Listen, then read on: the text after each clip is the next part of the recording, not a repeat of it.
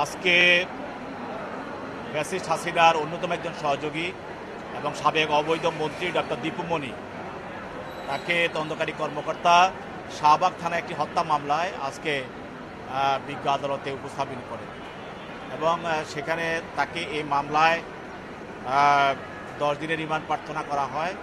এবং এই মামলা একটা হত্যা মামলা। এতে বৈষম্য ছাত্র আন্দোলনের সময় মনির হোসেন পলাশ নামে একজন আন্দোলনকারী পলাশী মোড়ে তাকে গুলিতে হত্যা করা হয়। এই মামলায় দিউমনি এজাহার নামে আসামি, তাকে এই মামলা গ্রেপ্তার দেখানো হয়। পরবর্তী তার বিরুদ্ধে 10 দিনের রিমান্ড প্রার্থনা করা হয়। তা আমরা বলেছি, যেহেতু সে এজাহার নামে আসামি এবং ফ্যাসিস্টের সময়ে দীর্ঘ সময়ে সে শেখ হাসিনার একজন সহযোগী ছিল এবং বিভিন্ন হত্যা মামলার সঙ্গে ষড়যন্ত্রের সঙ্গে তারা জড়িত, আর সেও একজন ষড়যন্ত্রকারী এবং হত্যাগুলোর পিছনে তার যোগসাজশ আছে।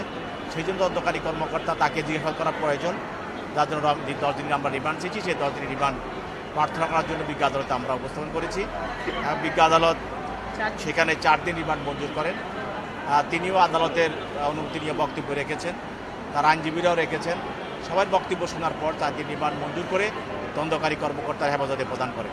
তিনি আপনারা জানেন যে আমাদের এখন আমরা উনি তো একটি মামলার আসামি না, অনেকগুলো মামলার আসামি।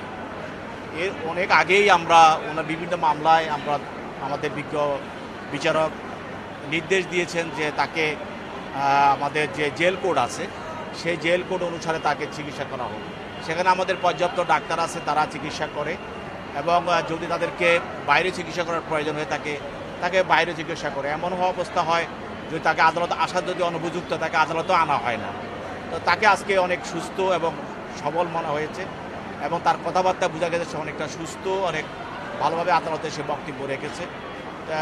আমরা বলেছি, তারপরেও বলেছি, সে যদি অসুস্থ বোধ করে সেখানে আমাদের জেল কোড অনুসারে আগে আদেশ দেওয়া আছে তাকে চিকিৎসা করানোর জন্য, উনি সেখানে চিকিৎসা পাবে।